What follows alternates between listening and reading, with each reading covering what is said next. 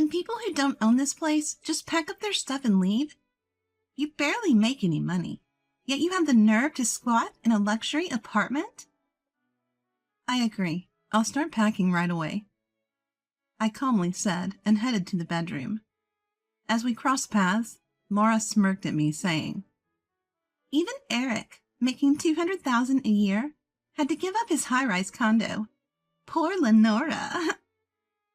Who's really the poor one here? I muttered under my breath.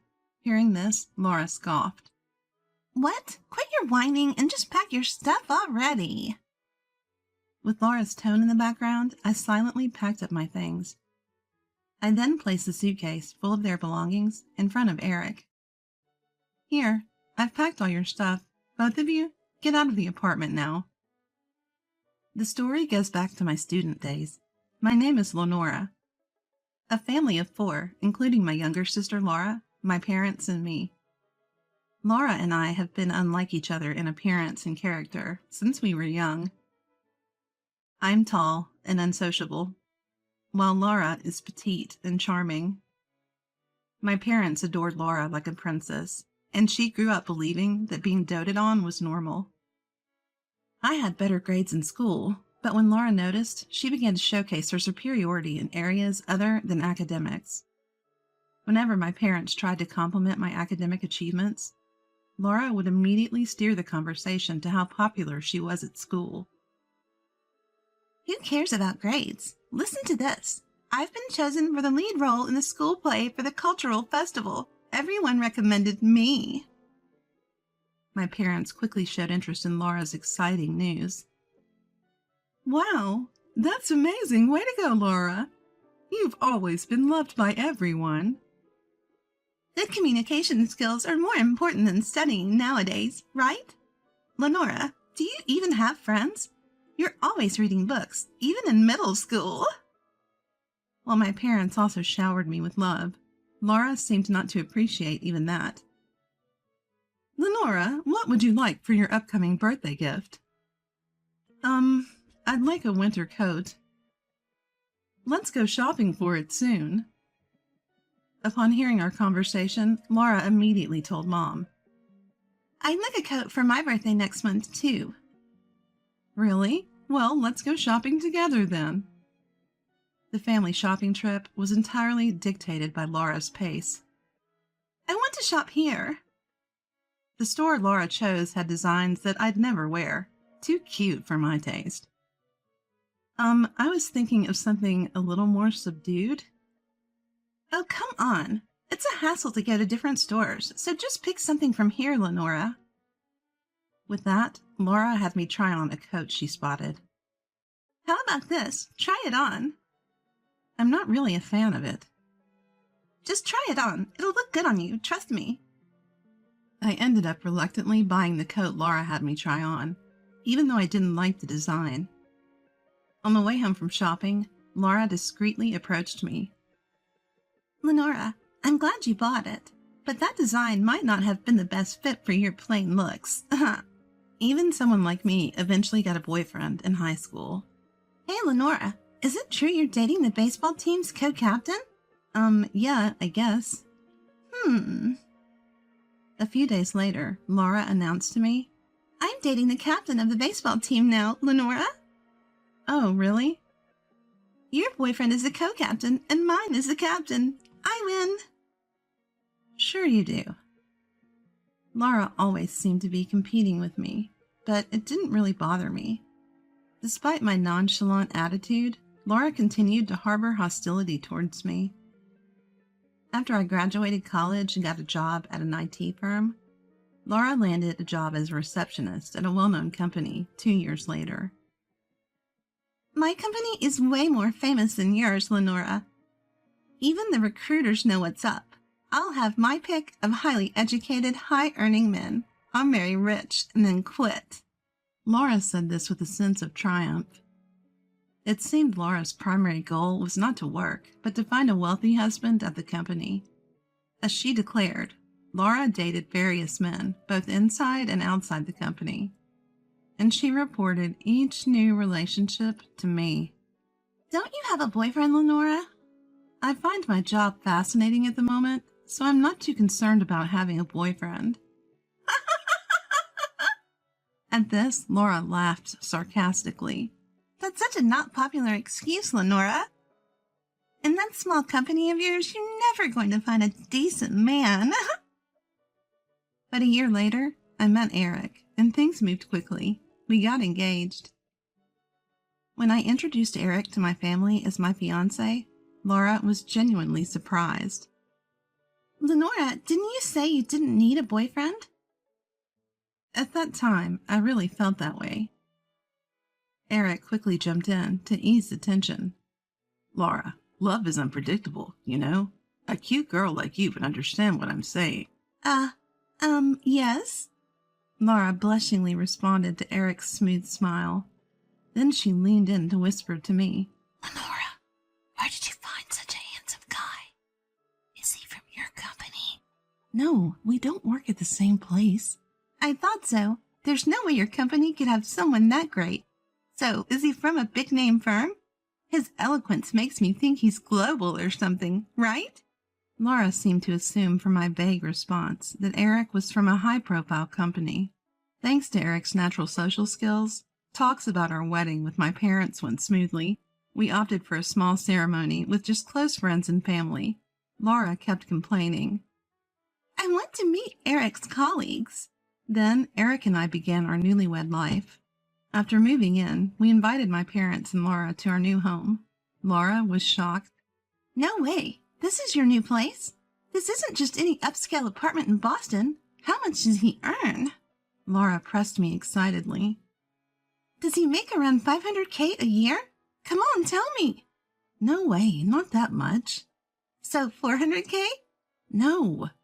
Finally. Fine, $200K? Right? Well, about that, yeah. Laura, having pried the salary out of me, was muttering to herself. Handsome, eloquent, and high-earning? Lenora gets everything. Then she unilaterally declared a sort of competition. I'll find a guy who's more handsome and earns more than Eric. You'll see. After that, Laura became more active in looking for a marriage partner, often attending matchmaking parties. However, a few months later, she started to visit us frequently. And it seemed she was even coming over when I was at work. Hey, Eric, did Laura visit again today? How long was she here? Oh, I don't remember exactly when. I chatted with her a bit, and then she left soon after. Ah, yes, I appreciate your always being there for my family. What are you talking about? Your family is my family, Lenora. Eric's words put me at ease, and I stopped worrying about how often Laura was visiting our home. One day, after coming home from work, I found Eric and Laura sitting together in the living room, waiting for me. Laura, you're here again. What's going on with you two? As I asked, Eric looked serious. Lenora, we need to talk. Please have a seat. Talk about what? The truth is, I want to break up. What?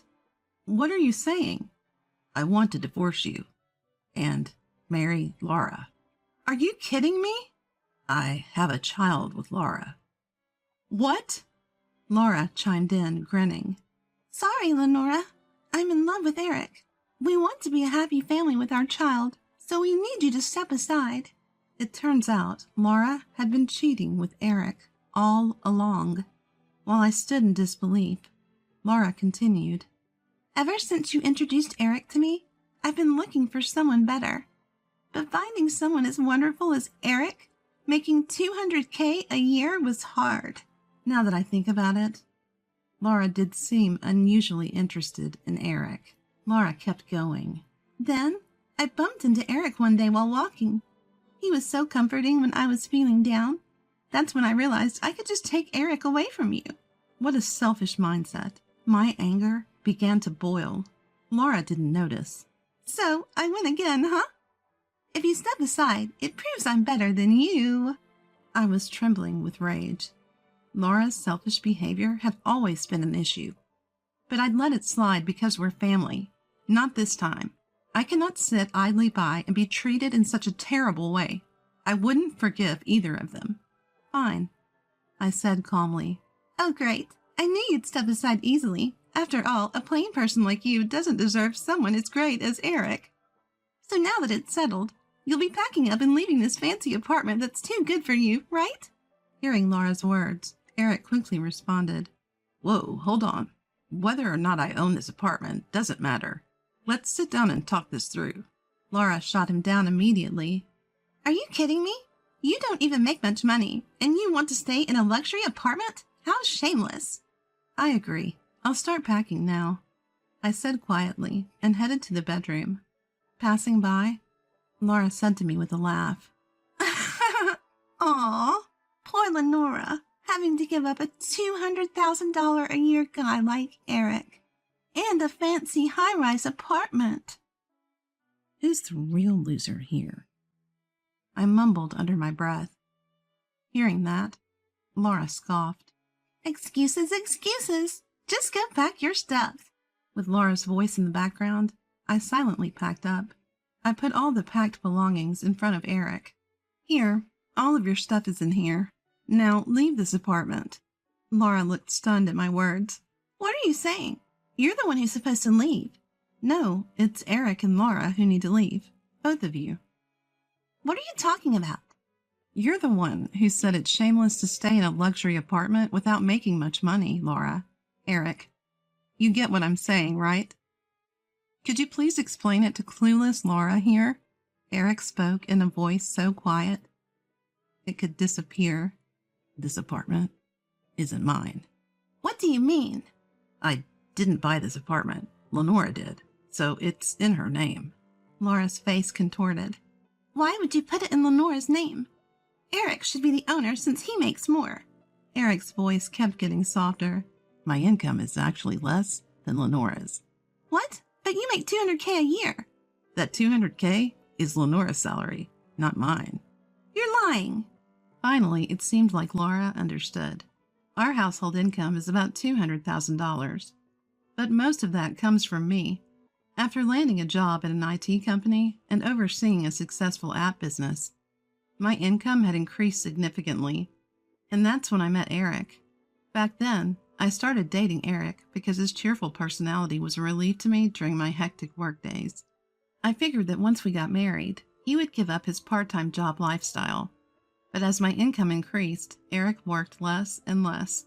By the time I had told Laura everything, she had turned pale. "Wait, Eric has a job, right? He's not unemployed." "He pretty much is. I stuck around with him because he was emotionally supportive when I was busy. But he's just a man of empty words who eats through our savings. You've done me a favor by taking him off my hands." "But Eric always paid for high-end restaurants on our dates, and even bought me designer clothes. That means he has savings, right?" Hearing Laura, I couldn't help but smirk. "That's just Eric, always putting on a show. He's been reckless with his credit card just to impress people. I was the one cleaning up his financial mess. From now on, our accounts will be separate. You two figure out how to handle the bills."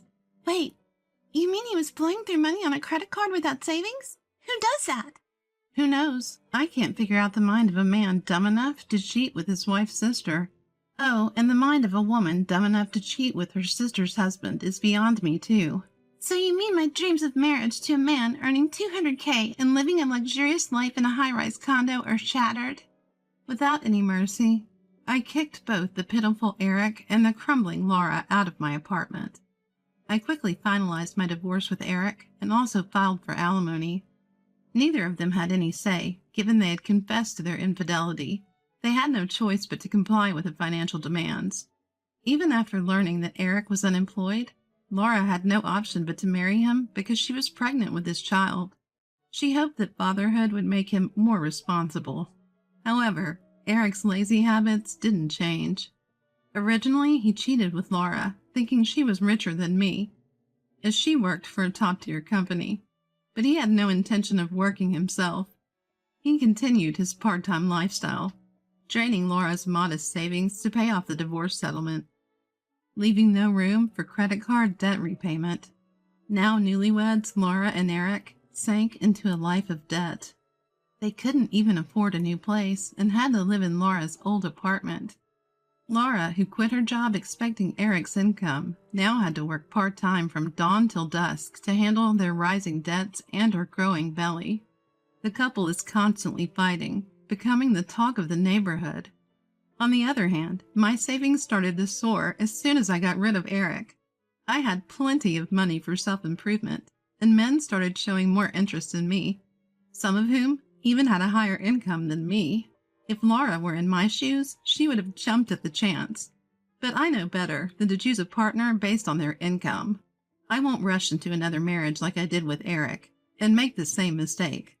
I won't get married until I find someone who truly matches me. I have decided that, and now I am single-mindedly continuing my work.